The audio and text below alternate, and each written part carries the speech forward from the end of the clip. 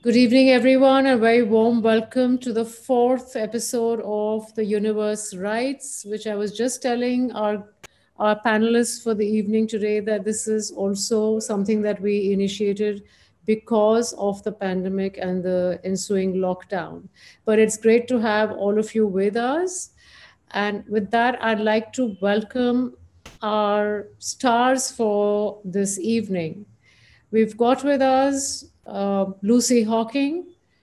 Um, Obviously, all of you know she is the daughter of the most celebrated late Professor Stephen Hawking, but she is also responsible for doing and achieving something that is a celebrated feat, that is to make science accessible and entertaining to young readers through her George Book series of fantasy adventure novels based on real science. And she's also written in collaboration with a lot of other world leading scientists, including her late father. The George series were published in over 40 languages.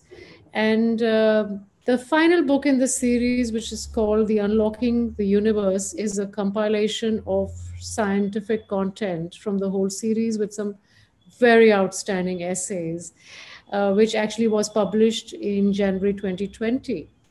So you can look out for that. I think they're all touted to be young adult books, but I think there is still a child in all of us, and we should all be reading them. Um, Lucy's also created the Principal Space Diary with Curved House Kids for the UK Space Agency. And there's a lot more to read up on Lucy, apart from hearing what she has to say today. And also a lot more awards, which you can read about. I'd like to also introduce Pranay Lal, who is a very deft and well researched conversationalist for the evening. Pranay himself is a biochemist by training, and he works for a non-profit organization. And in fact, he was there a few days back when the government rolled out the vaccine in Delhi. And I spoke to him that day, and he felt it was a rewarding day, but also very exhausting. Pranay has a very multifaceted side to him. He is an environmental campaigner. He's worked as an animator for an advertising agency. But what really stands out is his first book, Indica: A Deep Natural History of the Indian Subcontinent, which was published in December 2016 and also got the Best Nonfiction Debut Award in India that year. And after that, he's been working on two other books, which Siahi is obviously extremely proud to represent. Malabarika, A Deep Natural History of the Malabar, and there is a book called The Cretaceous, The Golden Age of Dinosaurs, which is for young adults. But the biggest feat for Pranay this year is uh, a new book of his will be out in 2021. And wait for it, guys. It's called Virus: An Unexpected and Outrageous Biography. That's one book that you have to look out for. But I will hand over to Lucy and Pranay for this episode of Universe Rights, which is held in association with Prabhakirtan Foundation and presented by Sri Cements. Over to Lucy and Pranay. I wish, I can actually visualize a standing ovation right now by our audiences and thunderous clapping. But just imagine yourselves in a beautiful venue, maybe somewhere in Jaipur or maybe somewhere in Bhutan, and let's start off the evening. Over to you, Pranay. Thank you, Meeta. What a pleasure. I mean, for most of us, anything that lies within Earth's atmosphere is comprehensible. Step out of it and enter in a dark space where the moon, the stars, the planets, or the sun float, and all of it starts becoming a little less comfortable. As the perspective of distance, time, and dimensions change, our understanding begins to blur a little more. Few of us can truly comprehend what happens beyond galaxies, dark matter, and dark energy. It was not until 1988 when Professor Stephen Hawking's monumental book, A Brief History of Time, from the Big Bang to Black Holes, showed that physics, mathematics, and a lot of imagination could explain to a common person how the planets had formed and how our galaxy came to exist. Professor Hawking not only explained complex issues very elegantly, but he also created a new paradigm of science communication. And what he actually told the science communication world at the time, a very nascent discipline of the time, was that science is not about finding answers, but also positing very interesting questions. So the book that he wrote in 1988, The Brief History, a Brief History of Time, remains very relevant even today because the questions that he posited then, uh, many of them are being answered, but several of them will remain unanswered even during our lifetime.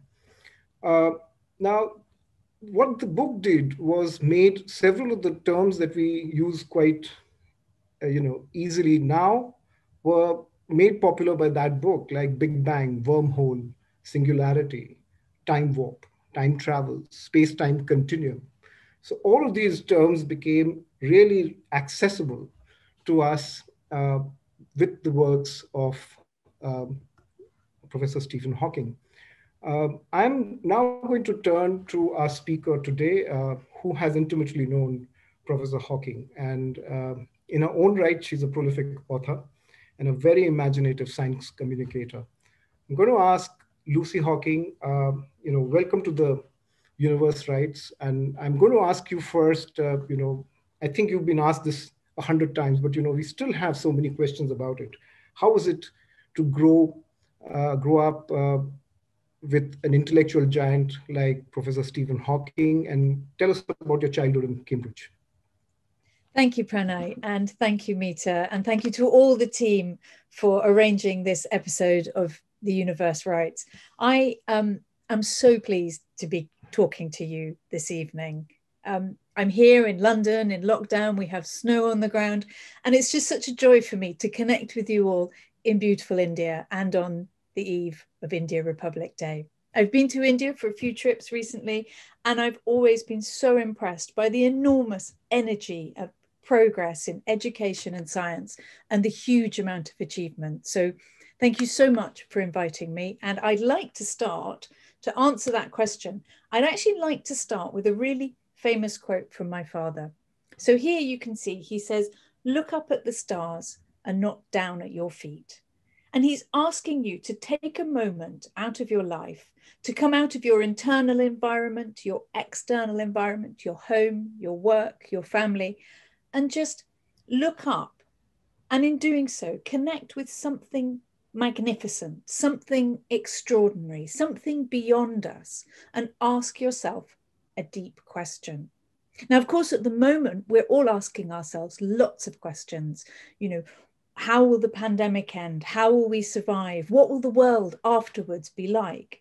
And so I think there's really a value in just stopping for a second and allowing your imagination to run free as you look up at the night sky. Now, could I have my next slide, please? Just to answer Pranay's question, I'd like to take you back in time. Now, sadly, I don't have a time machine, but I can take you back to the past through memory and through imagery and through storytelling. And so what I'd like to do is to show you my father's life, how he developed, what he did, what major events occurred in his life, and how he became the extraordinary, impactful, intellectual figure that we all knew and love. Could I have my next picture, please? So here we have my father as a small boy. He's here with his two sisters, and he was quite a naughty young boy. He wasn't particularly good at school. He didn't show signs of being a child prodigy. And in fact, one of his school reports said, "This boy will never amount to anything." Yeah. But his classmates clearly saw something in him because they nicknamed him Einstein. And I think that goes to show that kids are so much smarter than adults. Could I have my next slide, please? When my father was at school, he had an inspirational teacher. And this, I think, is important to stress because it speaks to the value of what we do in education, of why it's important to have dedicated, inspirational, engaged teachers working with young people. I don't think you can underestimate the value of brilliant teachers. And my father had one. His name was Mr. Tartar, and he showed my father that he could pursue a rational line of inquiry to try and answer the big questions that he was already asking, even at this early stage. And so Mr. Tartar unlocked the universe for my father. He showed him that through maths and through science, he could pursue a line of inquiry that would open up the whole universe to him. Could I have my next picture, please?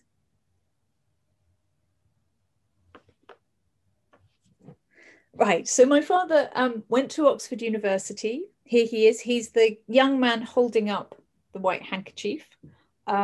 He goofed around and went to a lot of parties because that was very much the ethos of the time. You were supposed to just be brilliant without doing any work. And he told me once that he would be working in his room and someone would come in and he'd have to hide his work and put it away and pretend to be listening to a piece of music because it was not the done thing to be seen to be trying hard. When it came to his final exams, he was quite ill before. He was quite ill in the lead up and he didn't feel very well on the day. And they called him in to say, well, you're on the borderline between a first class degree and a second class degree. What are your plans? And he said, well, if you give me first class honours, I will leave Oxford and go to Cambridge. If you give me a second class degree, I will stay here. And so, as I'm sure he intended, they gave him a first class degree and he left and went to Cambridge. And this would be 1962.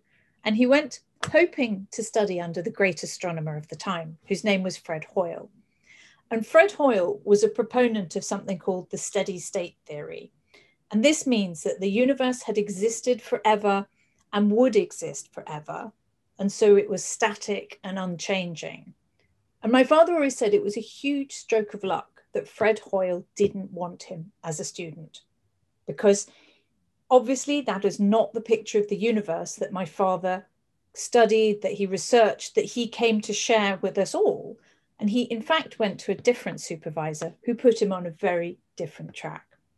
Now, at this time, my father was also diagnosed with amyotrophic lateral sclerosis, which we also know as motor neurone disease. And this was a devastating diagnosis for him. They gave him 2 years to live. And so he went to a very dark and difficult place because he felt, what is the point of trying? My life hasn't begun and already it's coming to an end. But then he met my mother and they fell in love and they decided to have a family, and he found a subject for his PhD. He started working on the origins of the universe, and life suddenly blossomed for him. Could I have my next picture, please? So here we are in California. We are a family. My father is working at Caltech, the distinguished American university. We are small children running around in the sunshine. My mother is working very hard to support my father and to look after us as children. And it was very joyous. As you can see, we look very, very happy. We're having a really lovely life. But it wasn't without its challenges. In the 1970s, you never saw disabled people who had their own spouse and their own small children. And you certainly never saw a disabled man in an electric wheelchair. I think you can see my father's wheelchair there has a control on it. So he was self-propelled. He could go where he wanted. He could do what he wanted. And this really did cause enormous drama wherever we went somewhere, because people had never seen this before. They had never seen a disabled man drive himself into a restaurant with small children and sit and order dinner. So this was quite a shocking social phenomenon at the time. And now, you know, disabled people are so much more visible, so much more integrated into society and seen as being valuable and rightfully placed. And really, my parents were, in many ways, my parents were pioneers of that. And I'm enormously glad of what they did. Could I have my next slide, please? So black holes. So at that time, my father was working on black holes. And he was coming to this very important realization that black holes were not as black as they had been painted. They were not a sort of eternal prison, but in fact, they emitted radiation. And this was in violation of the laws of quantum mechanics. And so this was an enormously radical and creative piece of scientific insight. It was a really deep insight into the mechanics of the universe, and a very, very important one, and something my father would continue to work on for the whole duration of his career. Now, black holes are an object of fascination for many, many people, definitely including children. Could I have my next picture, please? So one day I was at a party with my father. So I was grown up by now and had a career in writing, creative writing and journalism. And a small boy came up to my father and said, "Stephen, what would happen to me if I fell in a black hole?" And my father said, I'll have my next slide first, please. "You would be turned into spaghetti." And the children were thrilled. They were so excited by this answer because they understood it. He'd given an answer to a small child about an enormous, distant, almost unimaginable cosmic phenomenon, but he'd used something from the life of a child to describe it. And as he said that, I thought, I know what we should do. We should write a story about a young boy who falls into a black hole. And I thought this would be very, very exciting because it would be a very new way of telling a story about abstract scientific information, but in a way that was engaging for kids. Could I have my next slide, please? And so that's what we did. We set out to write one story just for that little boy. We were going to just write a story and give it to the boy who'd asked a question. But as you can see, that one question ended up turning into 6 books. So the first book is all about black holes. It's about how black holes form from the remnants of supernova explosions, what happens inside a black hole, what would happen to you if you fell in. But it's all done through dramatic narrative and adventure. It's got characters with emotions and thoughts and feelings, and they talk about what it's like to be in space. What do they see? What do they hear? And they have a huge range of adventures.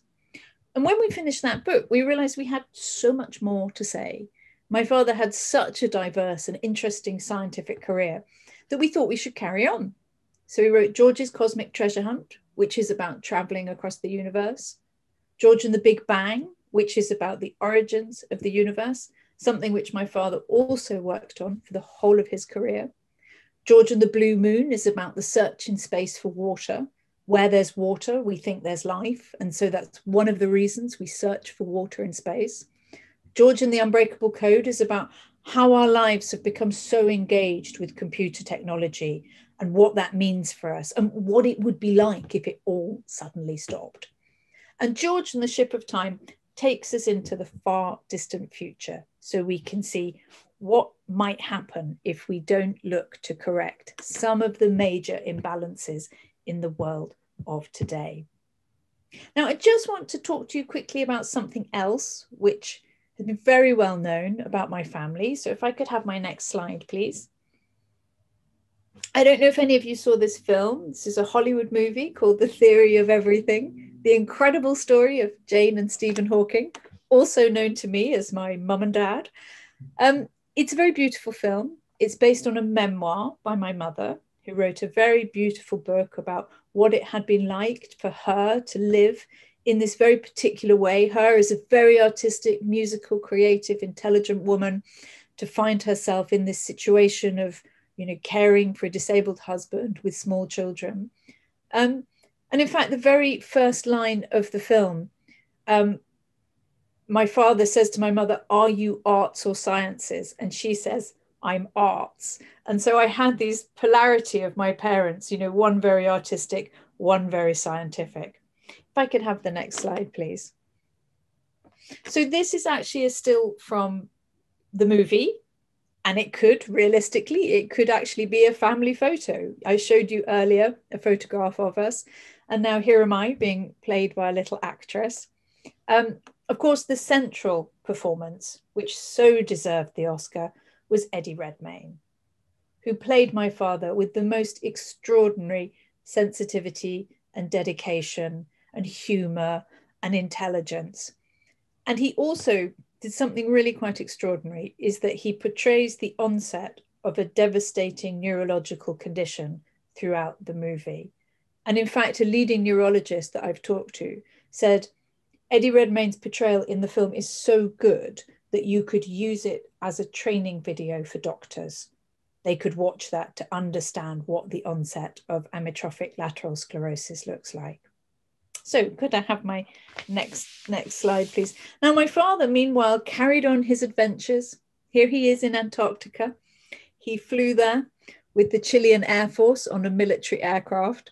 And you can see he's got a very, very warm jacket on, which I still have that jacket. I've kept it because I think it has such significance to me, because this was a very brave thing to do. This is a very brave man. He is profoundly disabled, only able to communicate through a computer.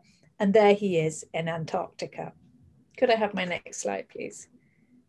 And again, here he is on Easter Island. He very much wanted to see the statues on Easter Island. So on the same trip, he took a diversion to go and see these statues. And again, he's pushing back the boundaries all the time of where disabled people might be seen, what they can expect to do, how they can expect to be treated by society. Could I have my next slide, please? And now this is really, I think, one of the defining images of my father. It's him in zero gravity. So he's the first disabled person to take a zero gravity flight. And in that, he's in a simulation of zero gravity inside an aircraft. And for him, it was this glorious moment of freedom where he was free. As his mind had been free all these years, now his body was free, released from the wheelchair, experiencing zero gravity. He was an enormous advocate of the need for human beings to travel in space. He supported all space programs and achievements by many different countries and agencies who wished to further humanity's progress by sending us into space. Can I have my next slide, please? He also supported many, many causes. He was a very early adopter of the need for us to talk and think about climate change. He was talking about the problems we would experience, such as desertification, forest fires, buildup of energy in our atmosphere leading to extreme weather events. He was talking about all these phenomena years ago, to the extent where at one point people thought he'd become a bit of a crank because he came out with all these predictions. And now, of course, we all know the reality of the onset of climate change. He talked a lot about artificial intelligence. Although he was a huge proponent of science and technology, on the other hand, he was concerned that artificial intelligence could exceed our capacity as a human race to manage it. And he was concerned about the impacts on people's jobs, on people's lives. And he was concerned that the growing inequality we see in the world could be exacerbated by a group of people who did know and understand these advanced technologies and a great swathe of people who did not. And that was one of the reasons why he was so insistent on science and technology in education. And the other picture at the bottom is my father opening the London Paralympics in 2012, which was one of those hair-raising moments when he came out on stage and addressed this auditorium of people. It was quite phenomenal. Could I have my next slide, please? And so here, just to wrap up, this is my penultimate slide. You see my father with Einstein. And I've shown you this image because both my father and Einstein believed in imagination. They believed in creativity. And I do a lot of work with school-age kids, and I talk to them about imagination and about creativity and say, who do you think uses imagination and creativity in their jobs? And they always say, oh, writers and artists and musicians and filmmakers, but they very rarely say scientists. And so one of the things we really try to get across is the importance of imagination and creativity in science. Einstein as a 16-year-old boy, imagined himself traveling across the universe on a frozen beam of light. My father imagined what happened inside a black hole. Now, with that imagination, they needed to use information, because imagination on its own is fantasy, information on its own is data. But when you put the two together, then you can see these extraordinary leap-throughs in science. And now my next slide, please. My father died in March 2018, on the 14th of March. He died on the birthday of Albert Einstein, which is quite remarkable when you think that he was born on the anniversary of the death of Galileo, the other great astronomer. I cared for my father for the last months of his life, and so I can tell you that I witnessed firsthand his courage and his grace. It was a very, he suffered enormously, but he did so with the utmost grace and elegance and compassion always for other people. On the day that he died, I was contacted by Westminster Abbey to tell me that they would like to host his remains. They would like to give him a final resting place. Now, this is not something he knew. We had no idea this would happen. And I do wish he had known, because he is now interred, buried between two of his scientific heroes, with Isaac Newton on one side and Charles Darwin on the other. So it is really a fitting resting place. And as he was laid into the ground at Westminster Abbey, at the same time, we beamed his voice into space through a radio telescope, thanks to the European Space Agency, directed at a black hole. Thank you. That's so lovely, Lucy. I just have, I can feel, the emotions that you must have felt in the last few months of Professor Hawking. I wanted to ask you about the book that came out, which sadly came soon after the demise of Professor Hawking. How was the book received, and what is it that what is next in terms of the writings of Professor Hawking? I mean, are we expecting compilations of his letters with leading scientists like Sir Roger Penrose, others? I mean, what is it? Well, thank you for asking. So this is, I have it here. This is the final book. It's called Brief Answers to the Big Questions. And it was something my father had been working on in his last year of his life, because people asked him questions, and they would actually ask quite a similar set of questions. And so he had this enormous amount of his sort of contemporary writings, which he'd used in all sorts of contexts, answers and lectures, answers he'd given to the media. And he wanted a chance to bring it all together into a comprehensive whole, to kind of update his work. And then, unfortunately, very sadly, he passed away before he could see the project to its end. But I thought it was really important still to do this, because I felt he's somebody who's going to be written about and talked about. He's somebody who's going to be in the public consciousness for a long time. And I wanted him to have the opportunity to say what he thought. I thought all these people will say, this is what he thought. That I thought, no, he has to be able to say it directly himself. So this is obviously the last book that we could genuinely say he has written. Coming in a couple of years' time, a wonderful scientific writer called Graham Farmiloe is working on a full biography of my father. And that will include all the material from the archive, the letters, the papers, the diaries, interviews with all the people he worked with and lived with and his friends. So that will hopefully be the definitive work that will tell us who he really was.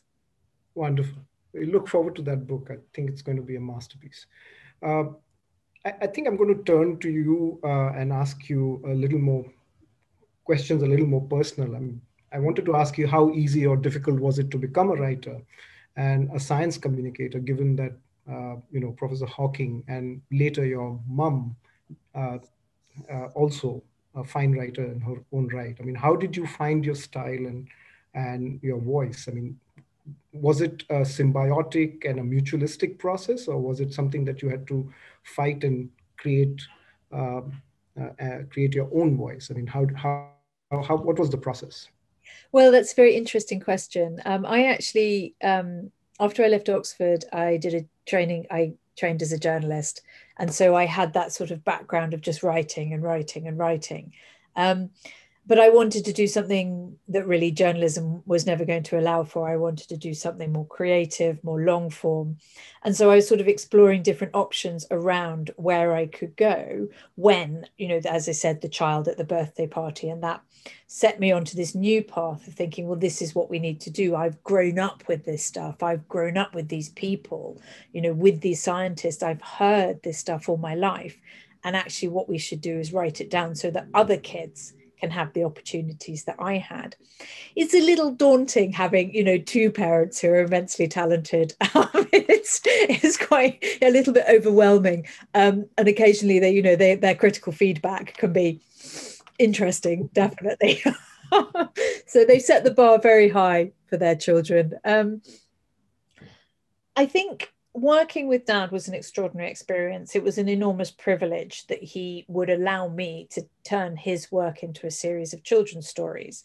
And that nobody had tried to do this at the time. At the time we wrote the first book, there really wasn't a narrative version for kids which set out to explain abstract information through the use of creative means. And now actually it's much more mainstream. You see it in all sorts of areas, and television, and a lot of books are now written for kids in that way. So that was very, very new. So not only did I have to find a style to write in a certain way, but we had to there was nothing for us to work from. We had to create something of our own.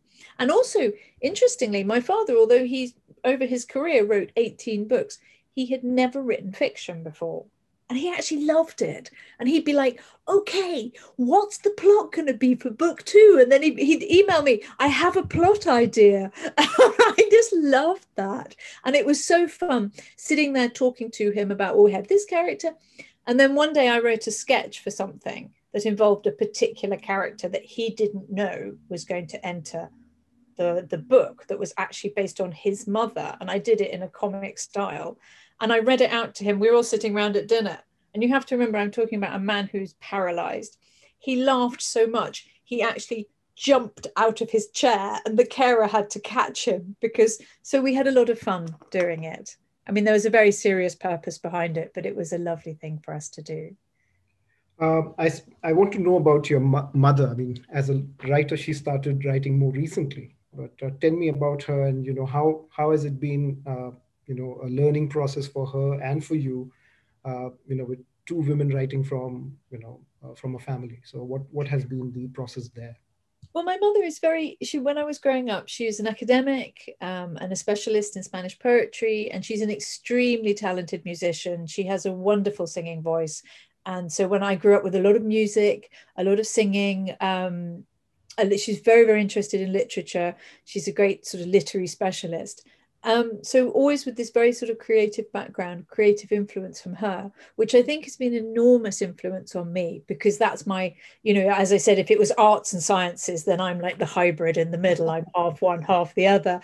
And then I think what's been really lovely with my mother is that she wrote this memoir, which became a Hollywood film, which got an Oscar. I mean, nobody does that. No one has that. That is a phenomenal achievement in itself. And now she's gone on to write novels, which she really enjoys. They're very much centered around the sort of First World War period. And it's sort of looking at the lives of women in that period and sort of imagining what would it have been like to be a young girl at the onset of the First World War in Europe. So it's very interesting subject matter. Okay, I also want to come back to something that you mentioned during your presentation, and that was about Professor Hawking advocating for disability rights, and was among the early champions for diversity and inclusion. I wanted to know how did the Stephen Hawking Foundation come into existence, and what are his driving principles, and where do you think the current narrative on disability and inclusion, how does it piece together from what his vision was and where we are now? Well, he felt as a disabled person that he should have the right to do everything that a non-disabled person should do. And he didn't have any truck with people saying, no, you can't go in there, or we can't get you into here. And he just said, I'm going in, and you'll just have to find a way to get me in. And he was just utterly determined. As I said, he was very autonomous in a way that, say, in the 1970s, if you saw a person in a wheelchair, they were being pushed by someone else, probably a nurse or a carer, and they were being taken out for a little bit of exercise, bit of fresh air. Whereas he was really one of the first people with a very advanced disability to show that they could not only work, but they could excel in their field. I mean, he was employed from 1962 to 2018. He was continuously employed throughout the whole of his life. And that, you know, it would be an enormous achievement for any of us to manage that. And so he wanted disabled people to be independent, to have dignity, to get the appropriate care and support that they needed to facilitate them to do whatever they wanted to do. And even in a small way in Cambridge, he ran a campaign to have pavements lowered so that he could go up and down them in his wheelchair, and campaigns for access, saying it's not good enough for a disabled person to arrive and see a flight of stairs. There needs to be a ramp in place. There needs to be a lift in place. Now, I think part of what he did was to insist that this kind of monoculture that existed, that was very much around white men prioritizing the activities of able-bodied white men, placing a higher value on that than anybody else coming sort of after them as an afterthought, that this was completely wrong. And in so many ways, you know, we live in a much better world in terms of inclusivity and diversity now, although there is still a long way to go. But there's this really interesting research coming out now that shows that when you have a team that is sort of monocultural, that team is almost guaranteed to be far less successful than a diverse and inclusive team. That when you have diversity and inclusivity, you avoid groupthink, you don't make obvious mistakes, you don't misjudge situations, you have a greater understanding, but also a greater creativity in coming up with solutions to problems. And if you look in the IT world, in fact, there are quite a number of advances that have been driven in IT that everybody uses, but they were developed for people with disability. The clearest example, I suppose, is that the typewriter was developed for the blind Contessa so that she could write to her friend. So, right, and tell us more about the foundation. I think. Yes. My father set up the Stephen Hawking Foundation in 2015 in order to promote engagement with science for young and general audiences, to support research into cosmology, astrophysics, and a range of other sciences, but also to help and support people with disabilities. And that's what we try and work across these diverse areas. We're working on various projects to try and promote excellence in disability care. We're doing projects with engagement with science, and we're hoping to do a bigger project next year around schools and school access to scientific information. Right. And how was it, it must have been strange that, the recent George that you published was without Professor Hawking. And was that being written at the time when was he part of it, or was it something that you wrote entirely on your own? And if you did write it on your own, was it something that was there a voice behind it from Professor Hawking? I fully collaborate. The first 5 books were very much a full collaboration. Yeah. George and the Ship of Time is really an attempt to take some of the ideas that my father talked about the future, about technology out of control, about climate change, about growing inequality, about lack of opportunity for people who got excluded. It was an attempt to take all those ideas and say, well, what would that look like? If all of them came true, what kind of world would we be living in? So it was almost a sort of final tribute to him and his ideas. And then we also have this book, which is, this is a compilation of all the science content in the 6-book series, because we work with so many world-leading scientists, Nobel Prize winners, all sorts of astonishing experts in their field. And all the George books have these essays in them written by the leading expert in their field. And I thought it would be really nice to bring them together in one volume, and then added a few essays about topics I'd always wanted someone to write about, but I hadn't found the right person, or the book wasn't suitable for it. So it's got some sort of new and updated material. It was very, but I always stuck with the guiding principles of what my father taught me about science communication and writing for kids, even because I knew that was what he would expect me to do. Yeah, I mean, that comes, I mean, I have a follow-up question to that. I mean, what do you think, according to Stephen Hawking and you, are the basic tenets of good science communication? Because I think that's most needed now, given the condition the world is in, and you know that there's been a major disruption in the way science has been told to the people. I completely agree. There are very worrying phenomenons of distrust in science, of turning away from scientific information, of suspecting experts of having ulterior motives. And I think part of what we've tried to do is to write in a very inclusive style. It's about two kids going on an adventure. It's not scary. It's not off-putting. You know, we're trying to get you out of the fear of physics, and we're trying to show you everything through the eyes of a child in a kind of, this is what you can understand this makes sense to you, and it's reliable and it's accurate and it's informed, but it's not sort of preaching to people in a patronizing manner. It's trying to say, this is enjoyable for you as it is for us. I read somewhere a while ago that, you know, the war against fake news will never be won by infographics. Mm-hmm. And that really spoke to me, because I think in the scientific community, there is a tendency to double down when challenged on being more rational, more evidence, more sort of expert opinion. And I think if you're looking at people who are not engaging and who find that off-putting and find it frightening and think that they're being talked down to, then in fact that scientific tendency to say, oh, but I've got more proof and more evidence, you know, I think that just actually makes people back away. So we tried to do completely the opposite by being fun and silly, and a little bit ridiculous about it, and saying, no, come on, this is going to be really cool. So when I do an event with kids, I'm always like, look, we're going on a journey around the universe, and look, anything could happen. We don't know. And so it's just giving that sense of wonder and that joy and that fun, rather than sort of that kind of didactic, like, this is how it is, this is it, because that unfortunately also seems to provoke people into saying, well, I don't think that is how it is. I'm going to go and find my own evidence and collate it, and here's now my theory. So it's trying to sort of maximize the inclusivity and the fun and the love of it. Like, this is amazing. I want to share it. I don't know, because we've got 15 minutes and we've got questions already coming into our chat. So I think, should we start taking questions now, or should we wait for another couple of questions between you and me? I whichever way you want to do it, Pranay. I don't. No, I'm sorry, I'm butting in, but I think one more question from you, and then we'll start with the Great.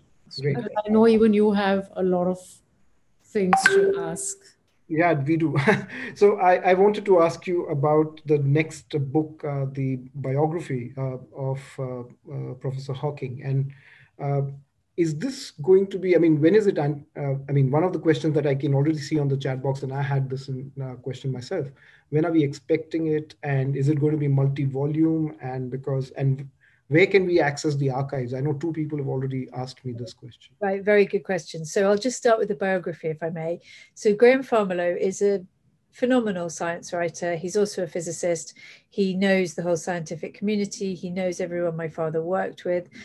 He did an award-winning biography of Paul Dirac, who was actually my father's predecessor at the Department for Applied Mathematics and Theoretical Physics. So, you know, very good pedigree there. Graham is very detailed and he's very methodical, and his research is exemplary. So it won't be published till 2024. It will be one volume only, though. He's going to try and do it. So it might be quite a big volume, but I think that's quite an exciting prospect. There's also a documentary about the life of my father, which should be screened in around March of this year. because of the pandemic, obviously the production has been delayed because it's not been easy for them to get face-to-face interviews. But that should be a we've collaborated fully with that. It's a very high quality documentary. I think it's being made by a company called Atlantic Productions in the UK. Sorry, what was the end of that question? Archives. The archive, we are working very hard at the moment. I can't say much about the archive, but we are working extremely hard to put the archive in a home where it will be fully accessible to the wider public. That's also been slowed up because of the pandemic. But our aim is that the archive will become a sort of national treasure, but that it will be accessible and digitized, and should become available to the world in the next year. Obviously, there's a lot of work to do. It's a big archive and it takes a lot of cataloging and digitizing, but the idea is that it becomes a fully accessible resource to the world. Okay, I think I'm getting a lot of questions now. So let me start by, going to a question by a 17-year-old. He says, Lauren Tongpa, and the question is this: I'm a 17-year-old science student who happens to be a huge fan of late Stephen Hawking, and I've been following his works throughout the years. Just being present in this webinar today made me feel very honored and happy. He's inspired me a lot. I just wanted to ask if you were inclined or pressured to enter the science field, being the daughter of such an excellent scientist. Thank you very much for your question, and thank you for your kind comments. Yes, my father did very, very much want me to become a scientist. And in fact, when I was quite a young child, I really wanted to become a doctor. My grandfather was a doctor, a very distinguished doctor of tropical medicine. And in fact, my family lived in India in 1957. Both my aunts went to school in Lucknow. Oh. And when I was last in Delhi, I met a lovely lady who had been at school with my aunts. Anyway, so my father wanted me to be a scientist, but I just felt very strongly drawn to the world of the arts. And he was actually quite cross with me because my grades were good enough for me to go on and study science, and I chose not to. And so it was a bit of a tricky moment between us going on there. Looking back, I probably think he was right. In part of me wishes I had gone on to become a scientist. But even then, his reputation was so overwhelming and so huge, and the work he had done was so amazing that I felt to myself, I think I need to forge a different path. I think I need to do something that's more of my own. Then, of course, we came back together when I went and I did all these different jobs in the arts and writing. But then it meant that when I came back to him with this idea of the book, I had the experience and the capability to write in the way that I needed to. And that I was a non-scientist, so I understood how non-scientists process scientific information, which scientists don't always know because it's so intuitive, it's so intrinsic to them to understand this material that they don't always understand how people without their mindset think and what they need to know. So it kind of worked out in the end. Good luck with your career, by the way. Well, Vikram Golcha has this question, and he asks, amongst the recent scientific discoveries or events, what excited Professor Hawking most? Oh, that is a wonderful question. So it would be the detection of gravitational waves. He cried on that day. He was so overwhelmed. So I showed you a photo in 1974 of us in Caltech. At that time, my father's closest collaborator was Kip Thorne, the amazing scientist who went on to win the Nobel Prize. And even in 1974, Kip Thorne was trying to work out whether he could design an experiment that would detect gravitational waves. So that's detecting, waves generated by enormous cosmic events, such as the collision of neutron stars or black holes. And the exciting thing about that, of course, is that might give us the ability to see right back to the Big Bang, because light will not take us back far enough, but gravitational waves might. And so that was a huge, predicted by Einstein in 1915, 1916. And 100 years later, Kip Thorne managed to actually do it. So, and Kip Thorne was a lifelong sort of really best friend of my father. So my father was amazed scientifically, but also sort of overwhelmed with joy for his friend. And I think it's the murmur that the astronomers heard. Isn't that the one that you're talking about, the LIGO, LIGO project? LIGO, that's the one. And in fact, very excitingly, Kip Thorne told me just before Christmas that LIGO has actually detected something that might prove one of my father's black hole theories. So Kip thinks that they may have the experimental proof of something called the area theorem, which is a very elegant piece of mathematics that my father came up with in a kind of eureka moment just after I was born, which is about what happens when two black holes collide. Wonderful. I think this is something which is absolutely landmark because, Einstein, 1915 and 2016, this great experiment, or rather observation, validates what the conjecture that Einstein had made. It did, and then it may also confirm my father's conjecture. Absolutely, and that's what we are waiting for. I mean, I think even Hawking radiation is something which might happen in a decade or two. So why not? We would love that. That would be amazing. I have a question from Nyasa, and she asks, how did you feel about the film when your father was shown to be slightly selfish and not so good to your mom? Sorry, that's a great question. My father was a real person. He was not a saint. He never wanted to be, he didn't set out to be one. And he had good days and bad days. And he was very, very driven. For him, science was so important and survival was so important. And he loved his family, beyond all things. But on the other hand, in order to do what he did, he had to make certain priority choices. And that was what happened at times. I found it very authentic.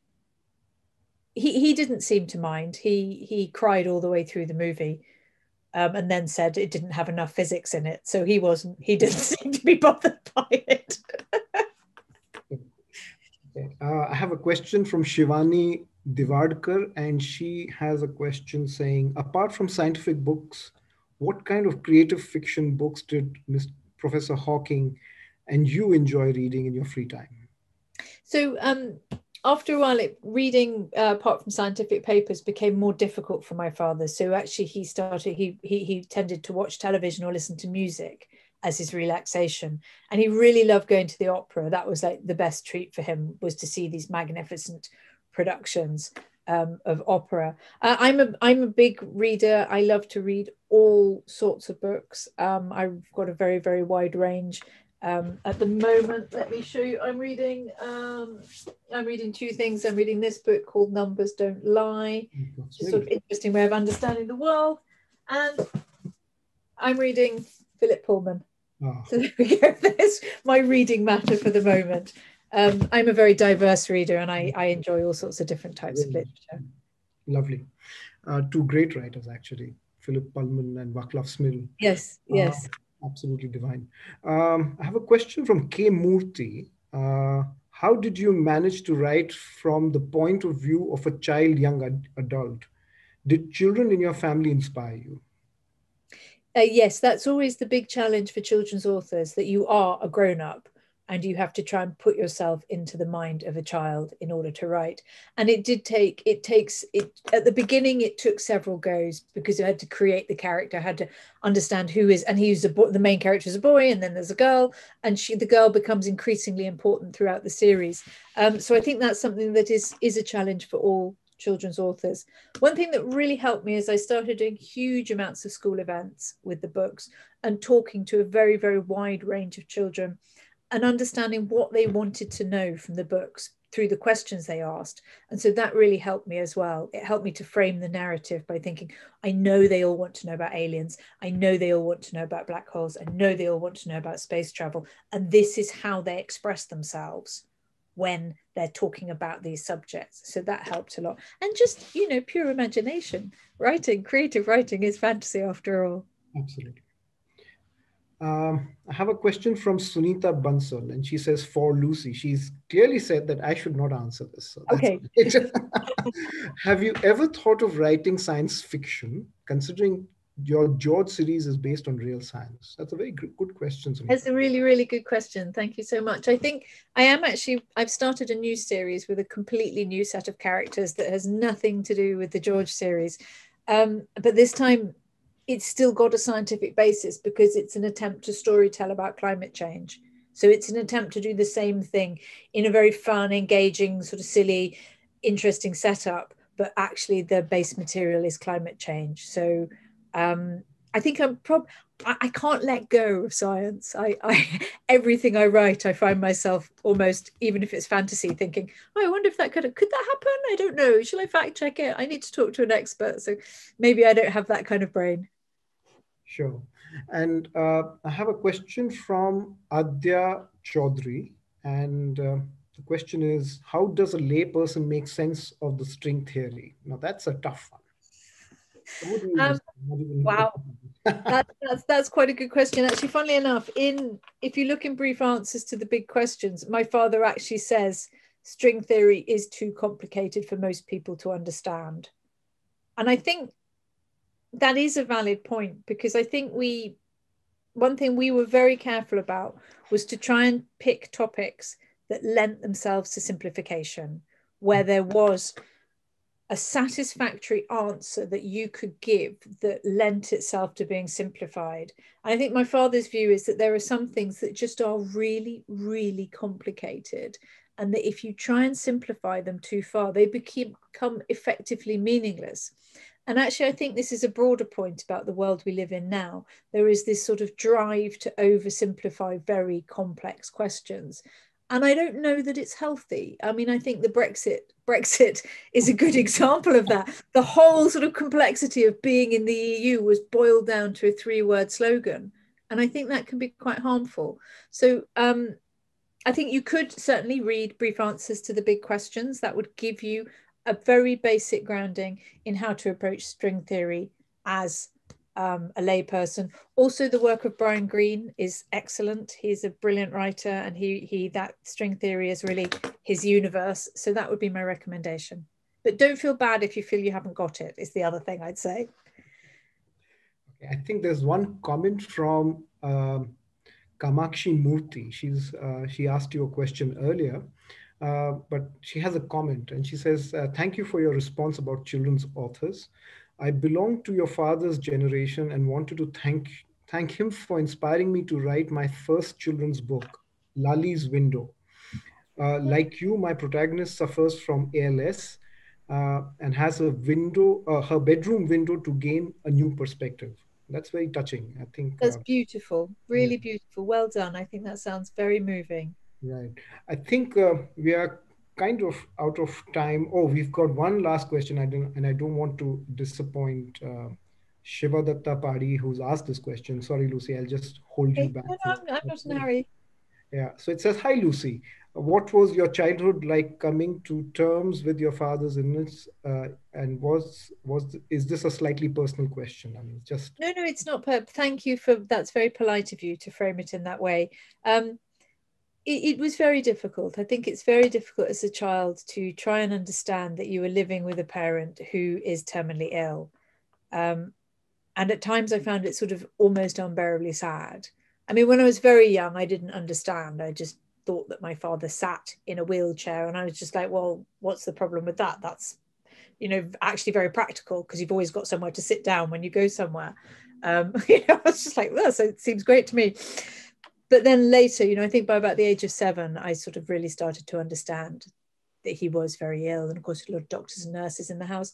Yeah, and it was very sad. But I think on the positive side, when you live with somebody who's terminally ill, and just bear in mind that he had no idea how long he would live, right? So for him, every day was his last day. You develop an incredibly positive attitude, because you're like, well, if this is going to be our last day, let's make it a good one. Let's see what we can get out of it. Let's try our best. Let's always tell each other we love each other. Let's never sort of leave an argument. And so we tried. We didn't always succeed, but we did our best. I think that's a very good point to end this conversation, because I think it's a lovely thought, and I would like to thank you and to the organizers for inviting you, and I just feel so privileged that I spoke with you, and this has been an amazing journey with you, although a very brief one. I look forward to welcoming you back to India, and perhaps going back to Lucknow with you, because I would like to see where your grandfather. I would love to do that. Thank you very much, Pranay. You've been a wonderful moderator. Thank you so much. You've made this so fun and interesting. It's just been brilliant. Thank you so much. And thank you to the whole audience. Thank you for staying with us. We've really enjoyed your company, and thank you for listening. Thank you so much for having us. Thank you. With both of you saying so many thank yous, I don't know how to express my gratitude to both of you. Thank you so much, Lucy and Pranay. And I actually will ditto Lucy on what she said about Pranay being an excellent moderator. When he's there, I have nothing to worry about. Frankly, I was just being very selfish when I requested him. And but Lucy, you were brilliant as always. It was just so amazing listening to you, and also very inspiring. So I'd like to thank both of you for having joined us this evening, and our audiences as well. We will be back with Universe Rights after another 2 months. But thanks once again for all the effort made.